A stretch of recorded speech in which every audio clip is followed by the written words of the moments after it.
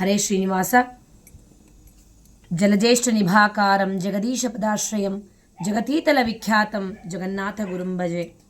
ಶ್ರೀ ಜಗನ್ನಾಥದಾಸರು ರಚನೆ ಮಾಡಿರುವಂತಹ ಹರಿಕಥಾಮೃತ ಸಾರದ ಮಂಗಳಾಚರಣ ಸಂಧಿಯ 7 ಶ್ಲೋಕಗಳನ್ನು ನಾವು ಇಲ್ಲಿಯವರೆಗೆ ಅರ್ಥಾನುಸಂಧಾನವನ್ನು ಮಾಡಿ, ಆಯಾ ಶ್ಲೋಕಗಳಲ್ಲಿ ಯಾವ ದೇವತೆಗಳ ಮಹಿಮೆಗಳನ್ನು ಕೊಂಡಾಡಿದ್ದಾರೆ ದಾಸರು ಅನ್ನುವುದನ್ನು ನಮಗೆ ತೋಚಿದಂತೆ ಅದನ್ನು ತಿಳಿದುಕೊಳ್ಳುವಂತಹ ಪ್ರಯತ್ನವನ್ನು ಮಾಡಿದ್ದೇವೆ. ಹಿಂದಿನ ಸಂಚಿಕೆಯಲ್ಲಿ ಶ್ರೀ ವೇದವ್ಯಾಸ ದೇವರ ಬಗ್ಗೆ ವಿಶೇಷವಾಗಿ ಅವರ ಮಹಿಮೆಗಳನ್ನು ಅದರಲ್ಲಿ ಸ್ತುತಿಸಿ ಕೊಂಡಾಡಿ ಅವರನ್ನು ಪ್ರಾರ್ಥನೆಯನ್ನು ಮಾಡಿದ್ದಾರೆ, ನಮ್ಮೆಲ್ಲರಿಗೂ ಅನುಗ್ರಹವನ್ನು ಮಾಡಲಿ ಅಂತ ಹೇಳಿ. ಅದೇ ರೀತಿಯಾಗಿ 8ನೇ ಶ್ಲೋಕದಲ್ಲಿ ಜಗನ್ನಾಥದಾಸರು ಮಧ್ವರಾಯರ ಬಗ್ಗೆ ವಿಶೇಷವಾಗಿ ಅವರ ಸ್ತೋತ್ರವನ್ನು ಮಾಡಿದ್ದು, ಮಹಿಮೆಗಳನ್ನು ನಮಗೆ ತಿಳಿಸಿಕೊಟ್ಟಿದ್ದಾರೆ.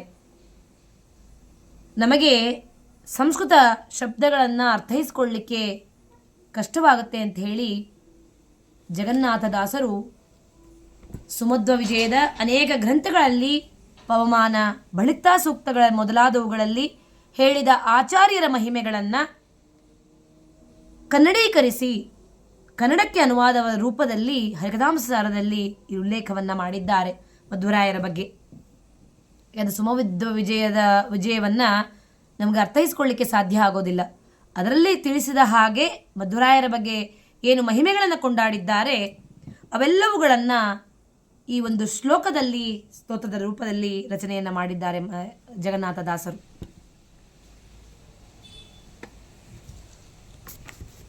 ಕ್ಷಿತಿಯೊಳಗೆ ಮಣಿಮಂತ ಮೊದಲಾದತಿ ದುರಾತ್ಮರು 1 ಕುಭಾಷ್ಯವ ರಚಿಸೆ ನಡುಮನೆಯೆಂಬ ಬ್ರಾಹ್ಮಣನ ಸತಿಯ ಜಠರದೊಳವತರಿಸಿ ಭಾರತಿ ರಮಣ ಮಧ್ವಾಭಿಧಾನದಿ 14 ಲೋಕದಲ್ಲಿ ಮೆರೆದ ಪ್ರತಿಮಗೊಂದಿಸುವೆ.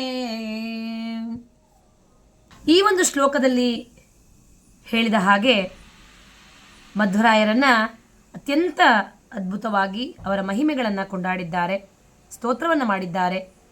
ಸುಮಧ್ವ ವಿಜಯದ ಅನೇಕ ಗ್ರಂಥಗಳಲ್ಲಿ ಪವಮಾನ, ಬಳಿತಾ ಸೂಕ್ತದ ಮೊದಲಾದವುಗಳಲ್ಲಿ ಹೇಳಿದ ಹಾಗೆ ಆಚಾರ್ಯರ ಮಹಿಮೆಗಳನ್ನು ಸಂಗ್ರಹಿಸಿ ನಮಗೆಲ್ಲರಿಗೂ ಅನುಕೂಲವಾಗುವ ಹಾಗೆ ಜಗನ್ನಾಥದಾಸರು ಸಂಸ್ಕೃತ ಶಬ್ದ ನಮಗೆ ಅರ್ಥ ಆಗೋದಿಲ್ಲ ಅಂತ ಹೇಳಿ ಅವೆಲ್ಲವುಗಳನ್ನು ಕನ್ನಡೀಕರಿಸಿ ನಮಗೆ ತಿಳಿಸಿಕೊಟ್ಟಿದ್ದಾರೆ ಅತ್ಯಂತ ಸೊಗಸಾಗಿ ಅಂತ ಹೇಳಿ. ಯಾಕಂದರೆ ನಮ್ಮ ಸಂಸ್ಕೃತ ಶಬ್ದಗಳು ಅರ್ಥೈಸ್ಕೊಳ್ಳಿಕ್ಕೆ ಸಾಧ್ಯ ಆಗೋದಿಲ್ಲ. ಯಾಕಂದರೆ ನಾವು ಕೆಲವರು ಮಾಡ್ಕೊಂಡಿರ್ತಾರೆ, ಆದರೆ ನಮ್ಮಂಥವರು ಸಂಸ್ಕೃತವನ್ನು ಓದಿರೋದಿಲ್ಲ, ಅದರ ಶಬ್ದಗಳು ಕೂಡ ನಮಗೆ ಅರ್ಥ ಆಗೋದಿಲ್ಲ. ಅಂಥ ನಮ್ಮಂಥವರಿಗೆ ಅತ್ಯಂತ ಸುಲಭವಾಗಿ ಅನುಕೂಲವಾಗಲಿ ಅಂತ ಹೇಳಿ ದಾಸರು ಕನ್ನಡೀಕರಿಸಿ ಹರಿಕಥಾಮೃತ ಸಾರದಲ್ಲಿ ಪ್ರತಿಯೊಂದು ಶ್ಲೋಕಗಳಲ್ಲೂ ಕೂಡ ಒಬ್ಬೊಬ್ಬ ದೇವತೆಗಳನ್ನು ಈ ಒಂದು ಮಂಗಳಾಚರಣ ಸಂಧಿಯಲ್ಲಿ ಹೇಳಿ ಅವರ ಮಹಿಮೆಗಳನ್ನು ತಿಳಿಸಿಕೊಟ್ಟಿದ್ದಾರೆ. ಇದರಲ್ಲಿ ಬರುವಂತಹ ಮೊದಲನೇ ಶಬ್ದ ಕ್ಷಿತಿಯೊಳಗೆ.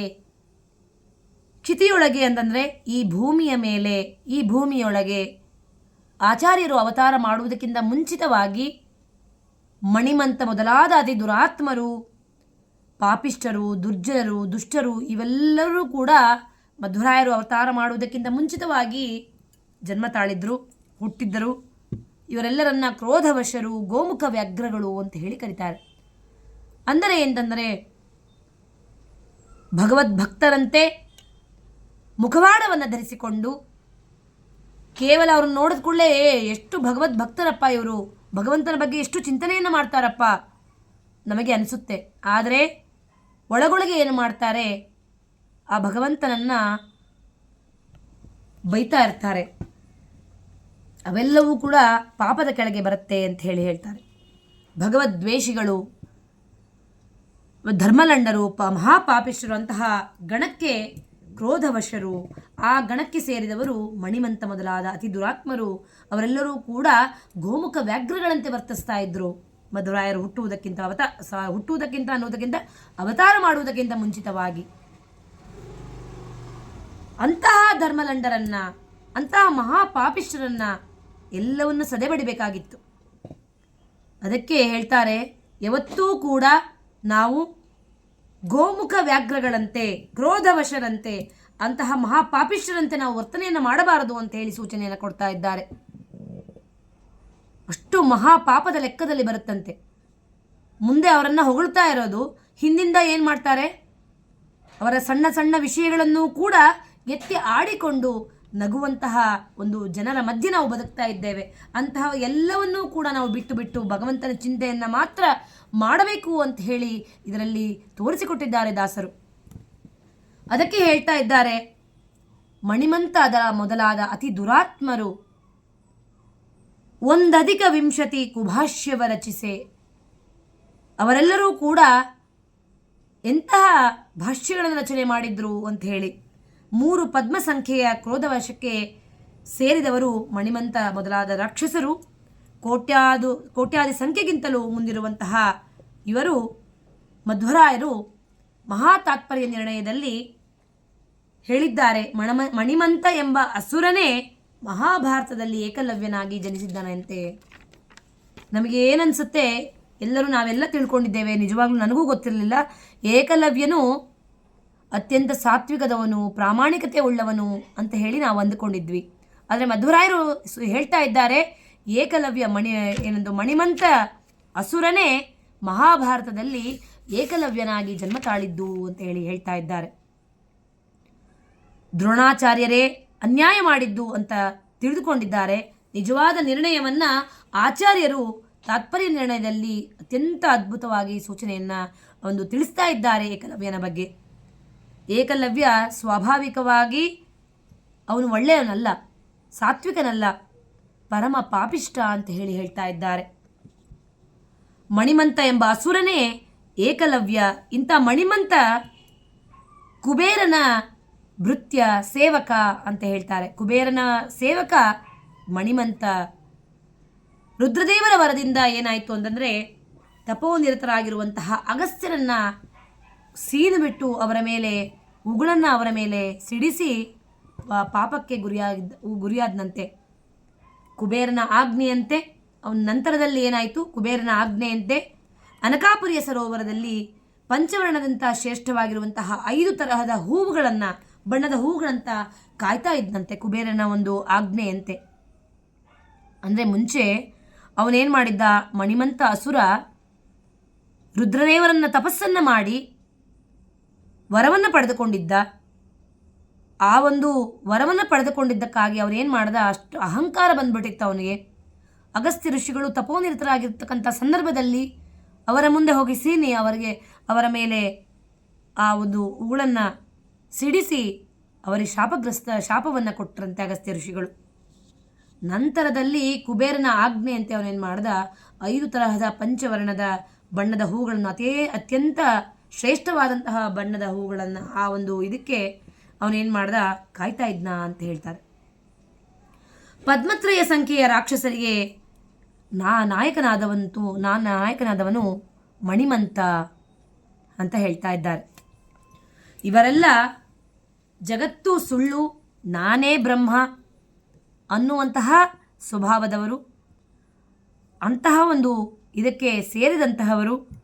ಇಂತಹ ಮಾಯಾವಾದಿ ರಾಕ್ಷಸರೆಲ್ಲರೂ ಕೂಡ, ಇವರೆಲ್ಲರೂ ಭೀಮಸೇನ ದೇವರು ಏನು ಮಾಡಿದ್ರು, ಇವರೆಲ್ಲರನ್ನೂ ಕೂಡ ಅವರೇನು ಮಾಡಿದ್ರು, ವಾದದಲ್ಲಿ ಸೋಲಿಸಿ ತಮ್ಮ ಗದೆಯನ್ನು ಬಳಸಿ ಅವರೆಲ್ಲರನ್ನೂ ಕೂಡ ವಧೆಯನ್ನು ಮಾಡಿದ್ರು ಅಂತ ಹೇಳ್ತಾರೆ ಮಹಾಭಾರತದಲ್ಲಿ. ಇಂತಹ ಮಣಿಮಂತ ಕಲಿಯುಗದಲ್ಲಿ ಸಂಕರನಾಗಿ ಜನಿಸಿ ದುಷ್ಟ ಭಾಷ್ಯಗಳನ್ನು ರಚನೆಯನ್ನು ಮಾಡಿದಂತೆ. 1 ಒಂದು ಹೆಚ್ಚಾದ 20 ಭಾಷ್ಯಗಳೆಂದರೆ 21 ಭಾಷ್ಯಗಳನ್ನು ರಚಿಸಿದ್ದಾರೆ. ಅಂತಹ ಸುಮಧ್ವ ವಿಜಯದ ಭಾವ ಪ್ರಕಾಶಿಕೆಯಲ್ಲಿ 21 ಭಾಷ್ಯಗಳ ಸಂಖ್ಯೆಯನ್ನು ಇದರಲ್ಲಿ ಕೊಡ್ತಾ ಇದ್ದಾರೆ. ಯಾವ್ಯಾವ ಭಾಷ್ಯಗಳು ಅಂತಂದರೆ, ಭಾರತಿ ವಿಜಯ ಭಾಷ್ಯ, ಸಂವಿಧಾನಂದ ಭಾಷ್ಯ, ಬ್ರಹ್ಮಘೋಷ ಭಾಷ್ಯ, ಶತಾನಂದ ಭಾಷ್ಯ, ಉದ್ವರ್ಥ, ವಿಜಯ ರುದ್ರ ಭಟನ ಭಾಷ್ಯ, ವಾಮನ ಭಾಷ್ಯ, ಯಾವ ಪ್ರಕಾಶ ಭಾಷ್ಯ, ರಾಮಾನುಜ ಭಾಷ್ಯ, ದ್ರವಿಡ ಬ್ರಹ್ಮದತ್ತನ ಭಾಷ್ಯ, ಭಾಸ್ಕರಾಚಾರ್ಯರ ಭಾಷ್ಯ, ಭೃತೃ ಪ್ರಪಂಚ ಭಾಷ್ಯ, ಪಿಶಾಚ ಭಾಷ್ಯ, ಅದಾದ ಮೇಲೆ ವೃತ್ತಿಕಾರ ಭಾಷ್ಯ, ವಿಜಯ ಭಟನ ಭಾಷ್ಯ, ವಿಷ್ಣು ಕ್ರಾಂತನ ಭಾಷ್ಯ, ವಾದೀಂದ್ರ ಮಾಧವ ದಾಸ್ಯ ಭಾಷ್ಯ, ಸಂಕರ ಭಾಷ್ಯ. ಆಚಾರ್ಯರು ಅವತಾರ ಮಾಡುವುದಕ್ಕಿಂತ ಮುಂಚಿತವಾಗಿ ರಚನೆಯಾದಂತಹ ಈ 21 ಭಾಷ್ಯಗಳನ್ನು ಖಂಡಿಸಿ ಆಚಾರ್ಯರು ಅವುಗಳನ್ನು ಕುಭಾಷ್ಯಗಳು ಅಂತ ಹೇಳಿ ಕರೆದರು. ವೇದವ್ಯಾಸ ದೇವರನ್ನು ಈ ರೀತಿಯಾಗಿ ಅವರು ಮಧ್ವರಾಯರಿಗೆ ಅತ್ಯಂತ ಸೊಗಸಾಗಿ ಎಲ್ಲವನ್ನ ತಿಳಿಸಿಕೊಟ್ಟಿದ್ದಾರೆ. ಜಗತ್ತು ಸುಳ್ಳು, ನಾನೇ ಬ್ರಹ್ಮ, ಭಗವಂತ ನಿರ್ಗುಣ ನಿರಾಕಾರ, ಅವನಿಗೆ ಆಕಾರವೇ ಇಲ್ಲ, ಗುಣವೇ ಇಲ್ಲ, ಅವನಿಲ್ವೇ ಇಲ್ಲ, ನಾನೇ ಬ್ರಹ್ಮ, ನಾನೇ ಎಲ್ಲ, ಇವೆಲ್ಲ ಸೂತ್ರದ ವಿರುದ್ಧವಾಗಿ ಮಾತನ್ನು ಎತ್ತಿದವರು ಮಧ್ವರಾಯರು. ಅದಕ್ಕೆ ಈ ಎಲ್ಲ ಕುಭಾಷ್ಯಗಳನ್ನು ಖಂಡಿಸಿ ಮಧ್ವರಾಯರು ಭಗವಂತನ ಸ್ವರೂಪವನ್ನು, ಆ ಗುಣವನ್ನು, ಆ ಆಕಾರವನ್ನು ನಮ್ಮೆಲ್ಲರಿಗೂ ಕೂಡ ತಿಳಿಸಿಕೊಟ್ಟಿದ್ದಾರೆ. ವಾದವನ್ನು ಮಂಡಿಸಿ ಅವರೆಲ್ಲರನ್ನೂ ಸೋಲಿಸಿದ್ದಾರೆ. ಇವೆಲ್ಲವೂ ವಾದಿಸಿ ಒಳ್ಳೆಯ ಭಾಷ್ಯಗಳನ್ನು ರೂಪಿಸುವುದಕ್ಕೆ ಅವತಾರವನ್ನು ಮಾಡಿದರು ಮಧ್ವರಾಯರು ಅಂತ ಹೇಳಿ ಹೇಳ್ತಾರೆ. ಮಧ್ವರಾಯರ ಅವತಾರ ವಾಯುದೇವರ ಅವತಾರವೇ ಮಧ್ವರಾಯರು ಅಂತ ಹೇಳಿ ಹೇಳ್ತಾರೆ. ನಡುಮನೆ ಎಂಬ ಬ್ರಾಹ್ಮಣನ, ಹಾಗಾದರೆ ಏನು ನಡುಮನೆ ಎಂಬ? ಮಧ್ಯಗೇಹ ಭಟ್ಟರು ಅವರ ಸತಿಯಾದಂತಹ ವೇದವತಿ ದೇವಿಯರ ಜಠರದೊಳಗೆ ಅವತರಿಸಿದ, ಹುಟ್ಟಿದ ಅಂತ ಹೇಳಿಲ್ಲ, ಮಧ್ವರಾಯರು ಅವತಾರವನ್ನು ಮಾಡಿದ್ದು. ಮನುಷ್ಯರ ಹಾಗೆ 9 ತಿಂಗಳು ಗರ್ಭವನ್ನು ಧರಿಸಿ ಆ ಗರ್ಭದೊಳಗೆ ಏನು ಅವಸ್ಥೆಯನ್ನು ಪಡ್ತೀವಲ್ಲ, ಆ ತರಹದ ಸ್ವರೂಪ ಮಧ್ವರಾಯರದ್ದಲ್ಲ, ವಾಯುದೇವರದ್ದಲ್ಲ. ಆ ಜಠರದೊಳಗೆ ಅವರು ಹೊಕ್ಕು ಆ ಅವತಾರವನ್ನು ಗೈದಿದ್ದು ಅಂತ ಹೇಳಿ ಹೇಳ್ತಾ ಇದ್ದಾರೆ. ಮಧ್ವರಾಯರು ನಮಗೆಲ್ಲರಿಗೂ ಕೂಡ ವೇದ ಪ್ರತಿಪಾದ್ಯರು, ನಮಗೆಲ್ಲರಿಗೂ ಗುರುಗಳು, ಮೂಲ ಗುರುಗಳು. ಭಾರತೀ ರಮಣರೇ ವಾಯುದೇವರು ಮಧ್ವರಾಯರಾಗಿ ಕಲಿಯುಗದಲ್ಲಿ ಅವತಾರವನ್ನು ಮಾಡಿ ನಮ್ಮೆಲ್ಲರನ್ನೂ ಕೂಡ ವಿಶೇಷವಾಗಿ ಅನುಗ್ರಹವನ್ನು ಮಾಡಿದ್ದಾರೆ ಮಧ್ವರಾಯರು. ಅವರನ್ನು ನಾವು ಮೂಲ ಗುರುಗಳು ಅಂತ ಹೇಳಿ ನಾವು ಕರಿತೇವೆ. ಅವರನ್ನು ವಾಯುಸ್ತುತಿಯಲ್ಲಿ ಅತ್ಯಂತ ಸೊಗಸಾಗಿ ಮಧ್ವರಾಯರ ಬಗ್ಗೆ ವರ್ಣನೆಯನ್ನು ಮಾಡಿದ್ದಾರೆ. ಹೆಣ್ಣು ಮಕ್ಕಳು ವಾಯುಸ್ತುತಿಯನ್ನು ಹೇಳುವ ಹಾಗಿಲ್ಲ. ವಾಯುಸ್ತುತಿಯಲ್ಲಿ ಇದರ ಬಗ್ಗೆ, ಮಧ್ವರಾಯರ ಬಗ್ಗೆ ವಿಶೇಷವಾಗಿ ಅಲ್ಲಿ ಸ್ತೋತ್ರವನ್ನು ಮಾಡಿದ್ದಾರೆ. ವ್ಯಾಸರಾಯರು ಕೂಡ ನ್ಯಾಯಾಮೃತದಲ್ಲಿ ಅತುಲ ಗುರುಗಳು ಅಂತ ಹೇಳ್ತಾರೆ. ಅತುಲ ಗುರುಗಳು, ಅಪ್ರತಿಮ ಗುರುಗಳು ಕೂಡ ಅಂತಾರೆ ಮಧ್ವರಾಯರನ್ನ. ಅದಕ್ಕೆ ಅಬ್ರಹಂ ಭಂಗರಹಿತಂ ಅಜಡಂ ವಿಮಲಂ ಸದಾ ಆನಂದ ತೀರ್ಥಮತುಲಂ ಭಜೆ ತಾಪತ್ರಯಾಪಹಂ. ಆ ಮಧ್ವರಾಯರ ವಿಶೇಷವಾಗ ವಾಯುದೇವರ ಸ್ಮರಣೆಯನ್ನು ಮಾಡಿದರೆ ನಮ್ಮಲ್ಲಿ ಇರುವಂತಹ ಎಲ್ಲ ತಾಪತ್ರಯಗಳು ಕೂಡ ಎಲ್ಲವೂ ಕೂಡ ಹೋಗಿಬಿಡುತ್ತೆ, ನಶಿಸಿ ಹೋಗಿಬಿಡುತ್ತೆ ಅಂತ ಹೇಳಿ ಹೇಳ್ತಾ ಇದ್ದಾರೆ. ಅಷ್ಟು ಅದ್ಭುತವಾದಂತಹ ಶಕ್ತಿ ನಮ್ಮ ವಾಯುದೇವರ ಮೂಲ ಗುರುಗಳದ್ದು, ಮಧ್ವರಾಯರದ್ದು ಅಂತ ಹೇಳಿ ಚಿಂತನೆಯನ್ನು ಮಾಡಬೇಕು. ಇಲ್ಲಿ ಮಧ್ವರಾಯರನ್ನ ಪೂರ್ಣ ಪ್ರಜ್ಞರು ಅಂತ ಹೇಳಿ ಕರಿತೀವಿ, ಆನಂದ ತೀರ್ಥರು ಅಂತ ಹೇಳಿ ಕರಿತೀವಿ, ಮಧ್ವಾಚಾರ್ಯರು ಅಂತ ಹೇಳಿ ಪ್ರಸಿದ್ಧಿಯನ್ನು ಪಡೆದಿದ್ದಾರೆ. 14 ಲೋಕದಲ್ಲಿ ಮೆರೆಯುವಂತಹ ಅಪ್ರತಿಮ ಗುರುಗಳಿಗೆ ವಂದಿಸಿ ನಮ್ಮೆಲ್ಲರನ್ನೂ ಕೂಡ ರಕ್ಷಣೆಯನ್ನು ಮಾಡಿ ಅನುಗ್ರಹವನ್ನು ಮಾಡು ಅಂತ ಹೇಳಿ ಜಗನ್ನಾಥದಾಸರು ವಿಶೇಷವಾಗಿ ಇದರಲ್ಲಿ ಅಲ್ಲಿ ಸ್ತುತಿಸಿ ಕೊಂಡಾಡ್ತಾ ಇದ್ದಾರೆ. ಅವರಿಗಿಂತ ಶ್ರೇಷ್ಠ ಗುರುಗಳು ಮತ್ತೊಬ್ಬರಿಲ್ಲ, ಮಧ್ವರಾಯರಿಗಿಂತ ಶ್ರೇಷ್ಠ ಗುರುಗಳೇ ಇಲ್ಲ. ಅಂತಹವರ ಅನುಗ್ರಹ ನಮ್ಮ ಮೇಲೆ ಆಗಬೇಕು ಅಂತ ಹೇಳಿ ಸ್ತೋತ್ರ ಮಾಡ್ತಾ ಇದ್ದಾರೆ. ಚತುರ ಲೋಕದಲ್ಲಿ ಮೆರೆದಂತಹ ಅಪ್ರತಿಮ ಗುರುಗಳಿಗೆ ವಂದಿಸಿ ವಾಯುಸ್ತುತಿಯಲ್ಲಿ ತ್ರಿವಿಕ್ರಮ ಪಂಡಿತಾಚಾರ್ಯರು ದೇವಾನುದೇವತೆಗಳು ಆಚಾರ್ಯರನ್ನ ಸೇವೆ ಮಾಡ್ತಾರೆ. ಅಂದರೆ 3ನೇ ಕಕ್ಷೆಯಲ್ಲಿ ಬರ್ತಾರೆ ವಾಯುದೇವರು, ಭಗವಂತ, ಲಕ್ಷ್ಮೀದೇವಿ, ವಾಯುದೇವರು 3ನೇ ಕಕ್ಷೆಯಲ್ಲಿ ಬರುವಂತಹ ವಾಯುದೇವರು. ಇವರನ್ನ ದೇವಾನುದೇವತೆಗಳೆಲ್ಲರೂ ಕೂಡ ಸೇವೆಯನ್ನು ಮಾಡ್ತಾರೆ ವಾಯುದೇವರ ಅನುಗ್ರಹಕ್ಕೋಸ್ಕರವಾಗಿ. ಅವರ ಅಂತರ್ಯಾಮಿಯಾದ ಭಗವಂತನನ್ನ ಅನುಗ್ರಹ ಪಡ್ಕೊಳ್ಳಿಕ್ಕೆ ಎಲ್ಲರೂ ಕೂಡ ಸೇವೆಯನ್ನು ಮಾಡ್ತಾರೆ ಅಂತ ಹೇಳಿ ಹೇಳ್ತಾ ಇದ್ದಾರೆ. ಚತುರ್ದಶ ಭುವನಗಳಿಗೆ ಮೆರೆಯುವಂತಹ ಅಪ್ರತಿಮ ಗುರುಗಳಾದಂತಹ ಮಧ್ವರಾಯರು ನಮ್ಮೆಲ್ಲರನ್ನ ಸಂರಕ್ಷಿಸಿ ಅನುಗ್ರಹ ಮಾಡಿ ವಿಶೇಷವಾಗಿ ಭಗವಂತನ ನಾಮಸ್ಮರಣೆ ಮಾಡಲಿಕ್ಕೆ ಇನ್ನಷ್ಟು ನಮಗೆ ಅನುಗ್ರಹವನ್ನು ಮಾಡಲಿ ಅಂತ ಹೇಳಿ ಸ್ತೋತ್ರವನ್ನು ಮಾಡ್ತಾ ಇದ್ದಾರೆ, ಚಿಂತನೆಯನ್ನು ಮಾಡಬೇಕಾಗಿದೆ. ನಮ್ಮಂತೆ ಈಗಾಗಲೇ ಹೇಳಿದ ಹಾಗೆ ಏನು ಹೇಳಿದ್ದಾರೆ ಇಲ್ಲಿ ಅಂತಂದರೆ, ನಡುಮನೆ ಎಂಬ ಬ್ರಾಹ್ಮಣನ ಸತಿ ಜಠರದವಳ ಅವತರಿಸಿ ಇಲ್ಲಿ ಅವತಾರ ಮಾಡಿದ್ದಂತಹ ಮಧ್ವರಾಯರು ಯಾರು? ನಡುಮನೆ ಎಂಬ ಬ್ರಾಹ್ಮಣನ ಯಾರು? ಮಧ್ಯೆಗೆ ಭಟ್ಟರು ಮತ್ತು ಸತೀದೇವಿಯರ, ವೇದವತಿ ದೇವಿಯರ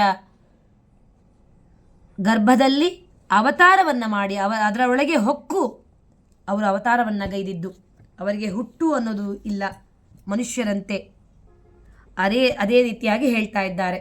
ಅವೆಲ್ಲ ದುಃಖಾದಿಗಳನ್ನು ನಾವೇನು ಪಡ್ತೀವಲ್ಲ ಗರ್ಭಾವಸ್ಥೆಯಲ್ಲಿ ಇದ್ದುಕೊಂಡು, ಆ ಎಲ್ಲ ದುಃಖಗಳನ್ನು ಈ ಒಂದು ವಾಯುದೇವರಿಗೆ, ಭಗವಂತನಿಗೆ, ಲಕ್ಷ್ಮೀದೇವರಿಗೆ ಅವೆಲ್ಲವೂ ಕೂಡ ಈ ದುಃಖಗಳಿಲ್ಲ ಅಂತ ಹೇಳ್ತಾ ಇದ್ದಾರೆ. ನಾರಾಯಣ ಪಂಡಿತಾಚಾರ್ಯರು ಸುಮಧ್ವ ವಿಜಯದಲ್ಲಿ ಹೇಳ್ತಾರೆ, ಅವರು ಹುಟ್ಟಿದ್ದು ಅಂತ ಹೇಳಬಾರದು, ಅವತಾರವನ್ನು ಮಾಡಿದ್ದು ಅಂತ ಹೇಳಿ ನಾವು ಚಿಂತನೆಯನ್ನು ಮಾಡಬೇಕು, ವಿಶೇಷವಾಗಿ ಮಧ್ವರಾಯರ ಬಗ್ಗೆ ಅಂತೇಳಿ ಹೇಳ್ತಾ ಇದ್ದಾರೆ. ಅವರ ಅನುಗ್ರಹ ಎಲ್ಲರ ಮೇಲೆ ಆಗಲಿ. ಅಂತಹ 14 ಲೋಕಗಳಲ್ಲಿ ಮೆರೆದಂತಹ ಮಹಾಗುರುಗಳ ಅವರಿಗೆ ವಂದಿಸಿ ನಮ್ಮೆಲ್ಲರನ್ನ ರಕ್ಷಣೆ ಮಾಡಿ ಸಂರಕ್ಷಿಸಿ ನಮಗೆ ಭಗವಂತನ ಬಗ್ಗೆ ಚಿಂತನೆ ಮಾಡಲಿಕ್ಕೆ ಇನ್ನಷ್ಟು ಪ್ರೇರಣೆಯನ್ನು ನೀಡಲಿ ವಾಯುದೇವರು ಅಂತ ಹೇಳಿ ಮಧ್ವರಾಯರು ಅಂತರ್ಯಾಮಿಯಾದ ಭಗವಂತನಲ್ಲಿ ಪ್ರಾರ್ಥನೆಯನ್ನು ಮಾಡ್ತಾ ಇವತ್ತಿನ ಒಂದು ಸಂಚಿಕೆಯನ್ನು ಇಲ್ಲಿಗೆ ಒಂದು ಮುಕ್ತಾಯ ಮಾಡೋಣ. ಮತ್ತೆ ಮುಂದಿನ ಸಂಚಿಕೆಯಲ್ಲಿ ಭೇಟಿಯಾಗೋಣ. ಅಲ್ಲಿವರೆಗೆ ಶ್ರೀಕೃಷ್ಣಾರ್ಪಣಮಸ್ತು.